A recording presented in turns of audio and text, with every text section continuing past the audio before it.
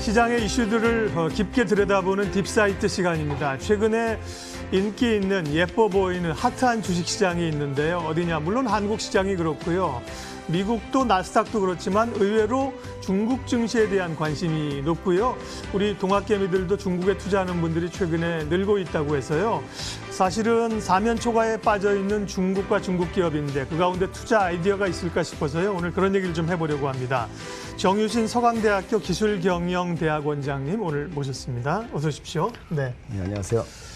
그 질문을 좀 일단은 OX로 답변을 좀 해주시면서 들어가려고요. 뭐 세상 일이 뭐 OX가 어디 있겠습니까만은 그렇게 답을 주시면 편할 것 같아서 뭐 중국과 미국 간의 긴장 관계 그리고 뭐 일단 미국은 코로나 진원지로서 중국을 희생양으로 좀 삼으려는 것 같고 홍콩 인권법, 뭐 화웨이, 틱톡까지 이런 일련의 최근의 긴장 관계들은 트럼프 대통령의 대선을 위한 일종의 전략이다. 예, 옵니까? 예, 뭐 오라고 생각합니다. 왜냐하면 지금 3개월밖에 안 남았잖아요. 그렇죠. 그러니까 트럼프 대통령 입장에서 볼 때는 뭐 모든 게 지금 사실 선거에 이겨야 또 그다음에 뭘 할 수 있는 거니까 이제 그런 거고요. 특히 이제 그 이때까지 좀 강경 조치를 많이 했잖아요. 이미지가 그래서 미국 여론이 중국에서 별로 좋지는 않기 때문에 이쪽에서 뭔가 좀 그 강한 이미지를 보여주면 그 바이든 대비 뭐 점수를 더 딸 거다.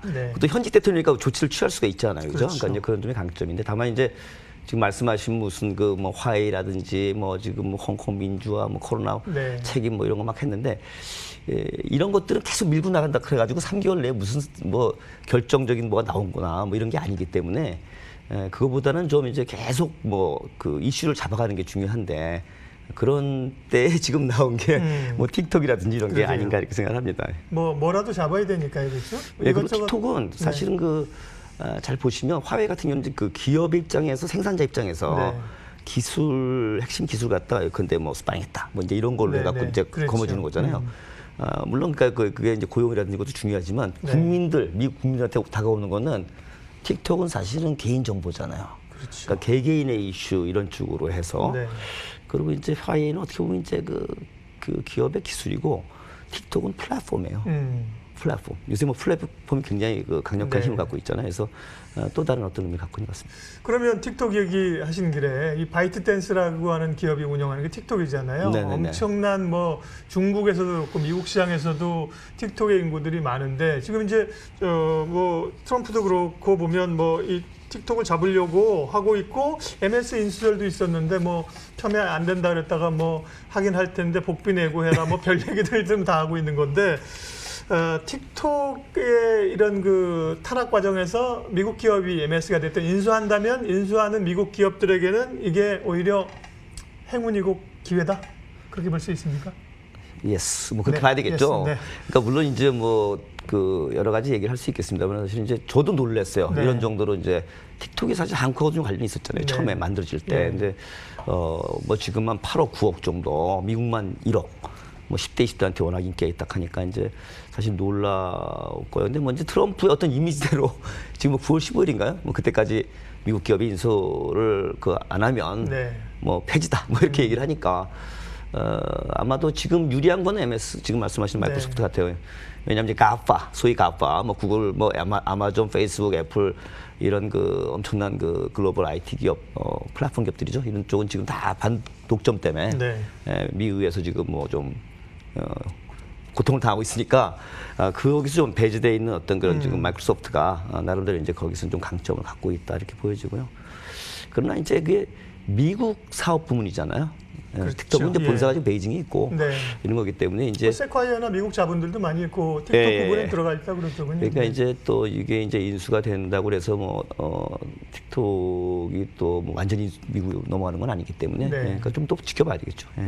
페이스북도 뭐 틱톡에서 하는 그런 서비스를 하나 론칭한다 그래고 간밤에 주가 올랐대요. 그만큼 이제 사실은 중국 기업이 전 세계 미국에서 그렇게 할 수 있는 거는 일단 중국의 인구가 엄청나니까 이게 뭔가 제품이나 시장을 만들어도 되는 거죠. 그걸 미국에 가져갈 수 있는 거죠. 뭐 수익 모델이 나오니까요. 수익 모델이 나오고 그리고 틱톡이 우리 카톡 뭐 연상하게 되는데 틱톡도 리드미컬하잖아요. 그래서 그 젊은이들한테 상당히 어필을 하는 것 같고 제가 보기에는 이제 그 MS 같은 입장에서 볼 때는 계속 그 기술 기업으로서 IT 기술 기업으로서 플랫폼을 갖고 싶어 했는데 지금 그렇죠. 플랫폼 네. 시대잖아요. 지금이 그렇죠. 4차 산업혁명 네. 시대에는. 근데 이제 뭐 페이스북 같은 거 갖고 계속 실패하다가 이번에 이제 찬스가 그래서 돈은 있고. 그렇죠. 근데 이제 두고 봐야 되겠죠. 어떤 식으로 되는지는. 구글이나 페이스북도 사실은 싫어하지는 않을 것 같아요. 네. 왜냐하면 경쟁자가 약화되는 거니까. 어쨌든 간에.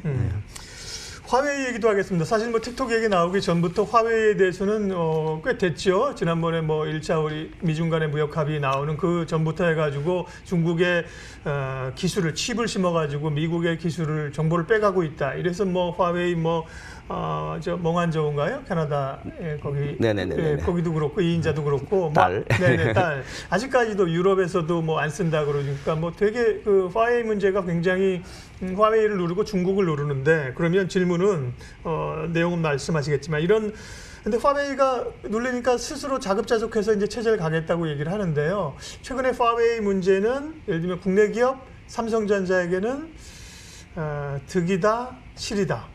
네. 일단 뭐 단기적으로 우리 득이었죠. 그렇죠. 득이었고 장기적으로 아무래도 계속 우리가 이거 아니었더라도 네. 사실은 쫓기는 입장이었잖아요. 그리고 지금 워낙 뭐 반도체 굴기로 해갖고 화웨이뿐만이 아니라 중국 네. 정부가 미니까 상당히 부담이 되는 건 사실이고요. 근데 지금 일어나는 여러 가지 사실 미중 간의 화웨이는 미중 간의 기술 패권의 사실은 뭐 상징이니까 그렇죠. 이게 지금 그 삼성전자의 독이냐 득이냐인데 저는 그래도 이게 없었을 때보다 독은 아니라고 생각해요. 독은 아니라고 생각해요. 왜냐하면 어차피 지금 막 쫓아오려고 그랬던 건데. 그렇죠. 브레이크를 걸어주니까. 네, 근데 이제 브레이크를 걸어주는 거고. 그러니까 더 지금 뭐 중국은 뭐 이렇게 뭐 칭화윤이라든지 뭐 지금 뭐 저 중심꺼지라든지 이런 걸 통해 가지고 그 부품업체죠. 반도체 부품업체, 설계업체 이런 쪽을 통해 가지고 자체적으로 이제 하고 자기 자회사 뭐 하이실리콘 갖다가 막 억압하니까 인력 갖다가 지금 뭐 유니 SOC를 옮겨가지고 또 이렇게 한다든지 뭐 이렇게 하고 있는데 어쨌든 간에 그건 중국 내에서 일어나는 그런 것들이고 그전 같으면 이제 화웨이 입장에서 볼 때는 뭐 실리콘밸리 있는 회사라든지 삼성전자 이런 쪽 다 교류를 하면서 사실은 이제 가지고 왔잖아요. 그러면서 또 자기네가 국내에서 그런 그 중국 정부의 지원을 받아가지고 반도체 굴기라고 키웠던 그런 거하고 비교해 보면 그거보다 사실 저는 약하다고 생각해요. 지금 뭐 그런 얘기들은 많이 나오지만. 화웨이는 이제 주로 이제 통신 장비 5G 쪽이고요. 거긴 삼성전자가 지금 혜택을 누리고 있고 결국은 이제 몸통은 사실은 반도체인데 말씀하신 것처럼 칭화윤이 이런 데서 국내 기업 인수도 하려고 하고 뭐 반도체 굴기라고 해서 했는데 사실은 좀 주춤하고 있는데 최근에 다시 또 중국의 또 다른 업체 유니 SOC 이런 얘기도 들리고요. 또 반도체 기업들에게 뭐 세금 혜택도 지금 엄청 주겠다는 거예요. 중국이 반도체에 따라오는 반도체 시장에서의 중국 기업의 위상, 또 삼성이나 하이닉스나 국내 기업들의 위협 이런 건 어느 정도로 보세요? 그러니까 뭐 반도체는 참 오래 가는 것 같아요. 그래서 삼성전자가 그걸 이렇게 미래의 그 신사업으로 그때 선택한 거 정말 잘했다고 생각하는데 IT의 사실은 핵심이고 뭐 진짜 그 원재료 아니겠어요. 그리고 또 4차 산업혁명 가면서도 계속 그쪽 수요는 계속 늘어나니까. 일본도 사실 삼성전자 같은 기업이 없는 게 되게 뼈아플 거 아니에요. 통탄할 일일 거예요. 근데 이제 이런 상황이 될 거라 생각 못 했겠죠. 그러니까 중국은 뭐 계속 미국 문제 때문에서도 그렇고 아니었을 때도 반도체 굴기를 하려고 했고. 그러니까 아까 말씀드린 대로 이제 이런 부분은 계속 이제 그 위협은 되겠지만 개인적으로는 한 1, 2년 뭐 이런 뭐 그 짧다면 짧을 수도 있겠지만 그런 정도의 룸은 있고 그래서 그 동안에 이제 저희가 또 준비를 많이 해야 된다고 보고 있습니다. 미중 간의 갈등은 뭐 여러 측면에서 나오는데요. 나스닥에 상장된 그 루이싱 커피, 뭐 미국판 스타벅스라고 하는 루이싱 커피가 안 그래도 잘 나간다 그래갖고 커피 좀 어디 가서 마셔봐야겠네 이러고 있었는데 뭐 엄청난 회계 부정이라 그래가지고 나스닥에서 퇴출당하는 일이 있었어요. 그 이후에 이제 미국도 기업들, 중국 기업들이나 이런 상장할 때 이런 규제들을 강화하기로 해서 그래서 이제 중국 기업들은 그러면 이제 미국 증시는 사실 가기 좀 어려워지는 건가요? 중국 기업 상장 폐지 법안 이런 게 실질적인 중국 기업들에 대한 효과가 앞으로 크게 있다 아니면 별로다? 상당히 있겠죠. 상당히 있을 거로 봅니다. 그러니까 지금 중국 기업 상장 뭐 폐지 법안 뭐 이렇게 말할 수 있지만 이제 원래는 이제 그 외국 지주회사 설명 책임법이죠. 그래서 이제 그 뭐 타겟은 뭐 이름은 외국 기업 전체지만 사실상 중국 기업인데 예. 뭐 말씀하신 대로 이제 그 루이싱이 사실 네. 이름으로 하면 그 루이가 서자예요. 네. 상서로울 서자. 싱은 행복할 행자. 그러니까 아주 그 좀 상서롭고 그 행복한 이런 거다 한데 그 잘 안 됐죠. 네. 6월 29일이죠. 이제 그 상장 폐지가 됐는데 네. 결국 이제 그 이유를 쫓아 들어가 보면 2003년도에 그 미중 간에 회계 협정을 맺었어요. 그렇죠. 그게 뭐냐면 이제 상장을 많이 유치하고 싶으니까 미국 입장에서 볼 때는. 그럼 뭐 중국이 뭐 안 된다 하니까 오케이 그러면 니네 나라에서 한 회계 그 기준도 우리가 적용해 주겠다는 거잖아요. 니네 규정대로 니네 회계 규정대로 해. 네. 뭐 이렇게 한 거죠. 근데 이제 그 대신에 이제 무슨 검사 얘기 나올 때마다 미국은 계속 노노노노 중국은 노노노 하면서 안 하니까 네. 굉장히 불편했었는데 이런 사건이 터진 거죠. 그러니까 이제 결국 하나는 이제 그런 그 회계 협정 갖다 미중 간 했던 것 갖다가 폐지하겠다. 뭐 이렇게 됐고 또 하나는 지금 말씀하신 대로 결국 이제 그 외국 지주회사 설명 책임법, 이제 결국 중국 기업 갖다 상장 폐지할 수 있는 그런 줄 하는 건데, 제가 보기엔 뭐 중국 기업이 중국 회계 기준 따랐다면 글로벌 회계 기준하고 좀 갭이 있잖아요. 우리나라도 과거에 보면 갭이 있잖아요. 이렇게 성장하는 단계에서 회계가 이렇게 아주 뭐 이렇게 투명하지가 않지 않습니까? 거기다가 또 미국 회계하고 또 차이가 있을 수 있고 또 미국이 좀 더 이렇게 그런 쪽으로 보려고 하면 중국 기업은 부담이 있고 설사 무슨 뭐 문제가 뭐 조작하거나 그러지 않았더라도 차이가 있는 것 같고서 매출이나 수익이 줄 수 있는 그런 부담이 있잖아요. 그러면 중국 기업 입장에서 볼 때는 야 내가 여기 계속 있어야 되냐. 그리고 이제 홍콩에서는 오라 뭐 상하이에서 오라 이제 뭐 법규 뭐 제도도 바꾸고 있으니까 예.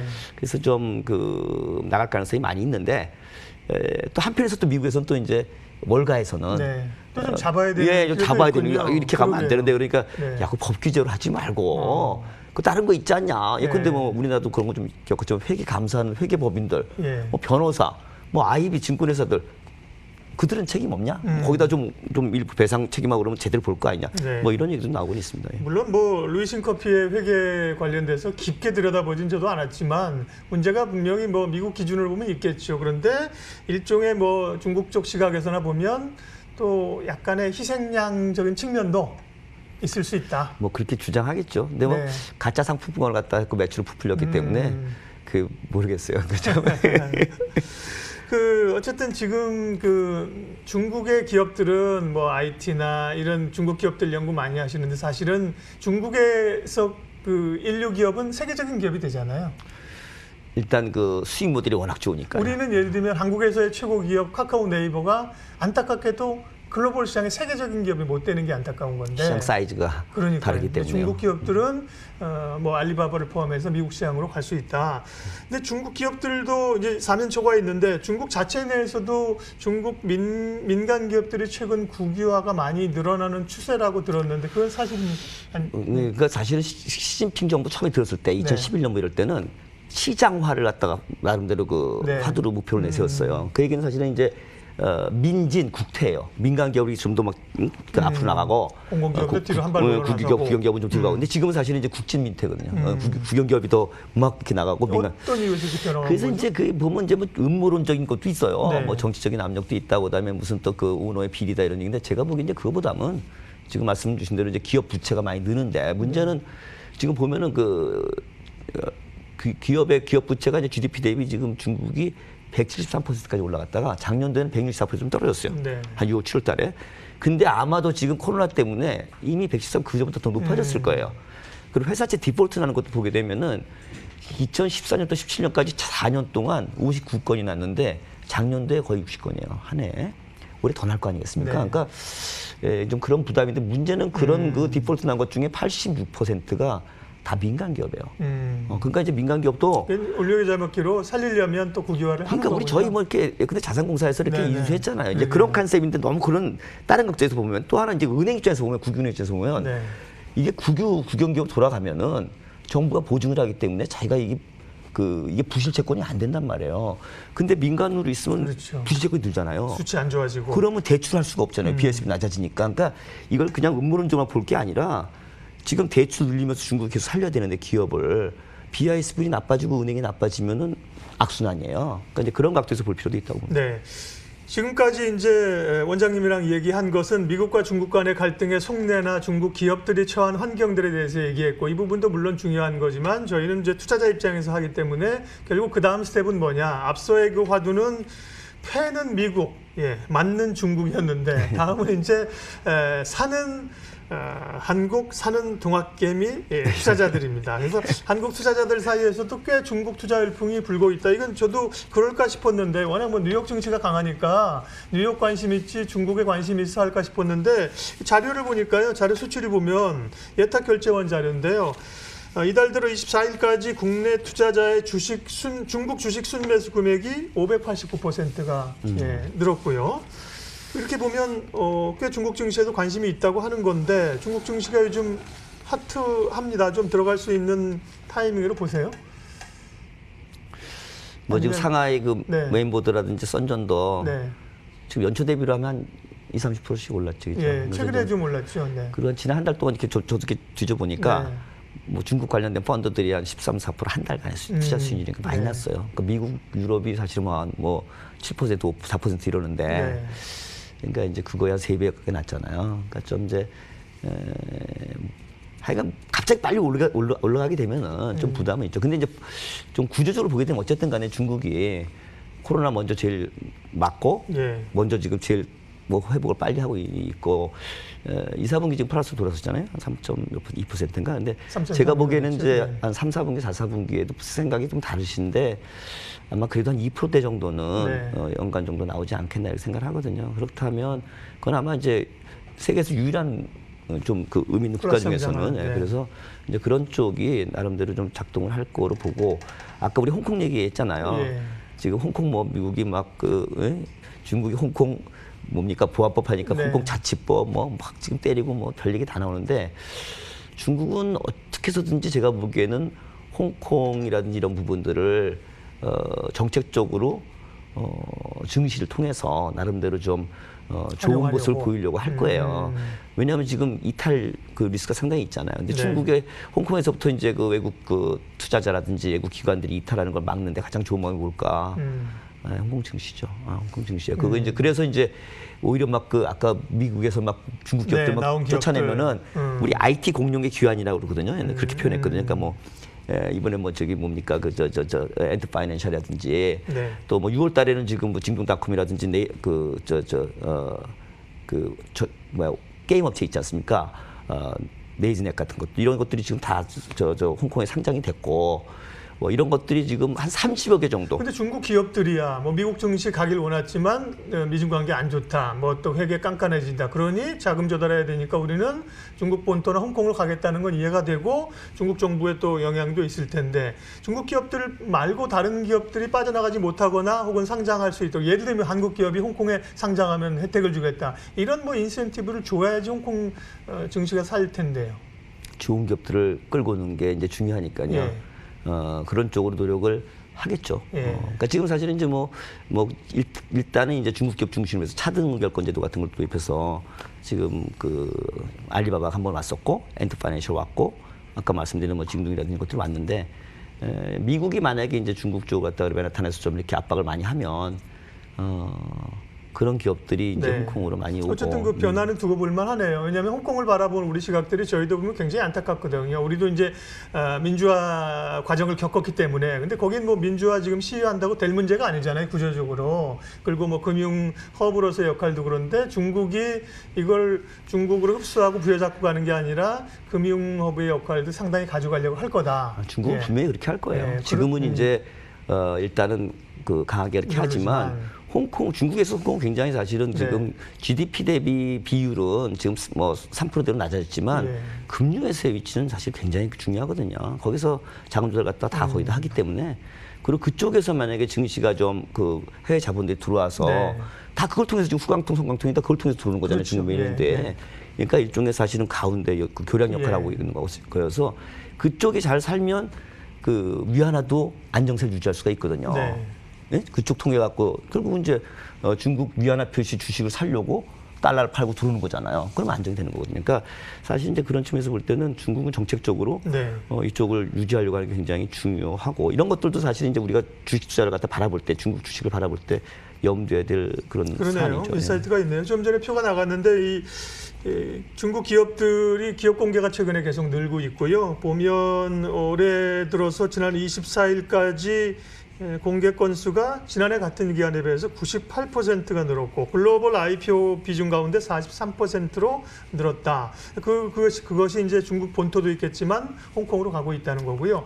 그래서 오늘 원장님 사실 우리가 궁금한 건 뭐냐면 중국 정부와 미국이 갈등 맞고 있고 그 와중에 중국 기업들이 얻어 터지고 있는 거잖아요. 그런데 중국 기업들 그렇게 무시하거나 뭐 집에다 돌려보내야 되는 기업이 아니라 그 IT나 좋은 기업이 있다라고 생각을 해서 그럼 어떤 기업 오히려 이럴 때 어떤 기업, 어떤 섹터의 중국 기업들을 좀 보면 되느냐 그게 궁금해요. 많이들 얘기하셨을 것 같아요. 네. 근데 저는 개인적으로는 전에 한번 나와서 그런 말씀 드린 것 같은데요. 그 시끄럽기는 많이 시끄럽지만 적어도 금년은 이슈를 계속 때리긴 때리겠지만 실질적인 조치라든지 그게 뭐 그런 영향을 시장의 어떤 주요 변수는 아니다. 미중 갈등 이런 부분들이 단지 지금은 좀 많이 올랐으니까 좀 쉬어가는 건 있겠지만은 이런 추세는 당분간 좀 이어질 거라고 보여지고 정책적인 이유든 경제 성장이 지금 제일 빨리 올라가는 그런 관점에서 보든 여러 가지 각도에서 이제 오히려 좀 그렇게 보여지고요. 또 하나 이제 중국이 지금 투자를 많이 하고 왜냐하면 소비가 지금 주는 상태에서 또 지금 수출이 안 되는 상태에서 대대적으로 투자를 해야지만 성장률을 갖다 맞출 수가 있거든요. 거기에 굉장히 중요한 그 미래지향적인 어떤 투자가 사실은 신형 지금 그 인프라 투자거든요. 그게 다 지금 사실 디지털 IT 관련된 쪽이에요. 그러니까 5G라든지 빅데이터라든지 AI라든지 섹터는 확실하게 그런 쪽으로 자리를 잡고 그 반도체 포함해가지고 다 같은 지금 그 하나의 그 이제 큰 그 생태계잖아요. 그리고 이제 그 시진핑 주석이 또 얘기를 했죠. 그 국내 대순환 그런 쪽으로 가겠다. 그러니까 결국 이제 그 코로나 때문에 더 이상 이제 뭐 수출 이런 비중이 다른 나라도 지금 탈중국화 얘기하지만 제가 보기엔 그건 중국에서 이탈한다는 그런 뜻이 아니라 한 나라에 너무 생산 쪽이라든지 이런 쪽에다 의존하는 건 안 되겠다는 거거든요. 그거 갖다 오해하시면 안 될 것 같아요. 탈중국화가 뭐 야 이제 중국은 노, 미국은 우린 지지 그 뜻이 아니라고 봐요. 저는 그게 아니라 한쪽이 너무 이쪽에 맺기 때문에 보면 이제 뭐 호텔이라든지 뭐 지금 제약이라든지 내수 쪽은 중국에 투자 오히려 늘는단 말이에요. 지금 외국인들이. 그러니까 그거는 새로운 어떤 그런 그 신산업에 대한 미래 어떤 그런 비전에 대한 새로운 조종과 공급망의 체인의 어떤 그런 재조정이지 그런 각도가 아니다 이렇게 보는 거고요. 그래서 이제 저는 그 중국도 그런 걸 다 똑같이 다 그런 각도에서 보기 때문에 전략적으로 내수를 지금 늘리려고 하고 있어요. 그쪽에 중심적인 어떤 국가 그 경제로. 그게 이제 시진핑 주석이 얘기하는 지금 국내 대순환이라고 보고 있고 따라서 뭐 이렇게 뭐 인민들이 옛날에 보면 뭐 가전제품 쓰게 해주겠다 뭐 그리고 화장품 사고 이런 게 아니라 인프라를 예를 들면 우리처럼 뭐 통신 시설 깔아준다든지 뭐 휴대폰 잘 터지게 해준다든지 뭐 이런 신형 인프라 IT 투자가 늘어난다는 거죠. 그런 것도 있고 또 이제 내수는 아무래도 또 이제 사람들 소비와 관련된 거니까. 그런 것도 있고. 근데 좀 고급 좀 뭐 우리 그렇잖아요. 소득이 올라가니까 지금 10,000불이 넘었으니까 중국도. 그런 쪽의 것들은 이제 계속 관심을 가지셔야 될 거로 보여집니다. 네, 그러면 뭐 거기에는 국내 기업들을 굳이 뭐 기업은 언급 안 하시지만 관련된 섹터들 IT 성장주 쪽이 꽤 많을 것 같아요. 그렇죠. 탈중국화 얘기하셨는데 사실은 국내 최근에 코로나나 미중 간의 갈등이 아니라 이미 저희가 몇 년 전부터 삼성전자나 이런 기업들이 베트남으로 공장들을 많이 옮기고 그때 주로 인건비 때문이었잖아요. 근데 지금 말씀하신 것도 미중 간의 갈등 때문에 미국의 기업들이 예를 들면 뭐 구글이 클라우드 사업 철수한다든지 뭐 네슬레도 이런 것보다는 전반적인 글로벌 그 생산 기지의 조정 이런 측면을 봐야 된다는 거죠. 그렇죠. 보시면은 말씀하셨듯이 한 이미 4, 5년 전부터 시작이 됐고 그 인건비나 뭐 여러 가지 이유 때문에 이제 중국에서는 계속 그렇게 많이 가져가는 곤란하다서 우리나라도 이제 베트남, 인도네시아 갔잖아요. 미국도 마찬가지고 그러다가 미중 갈등이 커지면서 이제 미국이 편가르기 하면서 이제 뭐 이렇게 압박을 했죠. 동참하라고 막 그 동맹국한테 그렇게 했고 그거는 결국 뭐였냐면 그 이면에는 미국이 자기 중심의 중국 중심이 아닌 미국 중심의 공급 서플라이 체인을 갖다가 다시 재편하려는 그런 게 있었잖아요. 그때 영국이라든지 뭐 유럽 뭐 그 독일, 프랑스, 일본 포함해서 우리나라도 선뜻 그 중국하고 멀리하고 이러지 않았잖아요. 그때는. 근데 지금 와서 이제 탈중국하는 거는 뭐냐면 코로나 때문에 이제는 그런 쪽으로 그 했다가는 부품이라든지 공급 못 받으니까 직격탄을 맞는 거예요. 그러니까 중국의 비중이 너무 높다는 거죠. 그래서 조정하는 거지. 중국의 니네 뭐 그건 우리는 뭐 이데올로기적으로 아니고 미국 그런 차원이 아니다. 네. 오늘 딥사이트는 중국과 미국 간의 갈등 그리고 그 사이에 껴서 새우등이 터지는 중국 기업들 그 가운데 기회가 있을 수 있다. 그리고 이제 중국에 대한 투자 기회들 이런 얘기들로 함께 꾸며봤습니다. 서강대학교 정유신 기술경영대학 원장님 오늘 함께해 주셨습니다. 시간 내주셔서 고맙습니다. 감사합니다.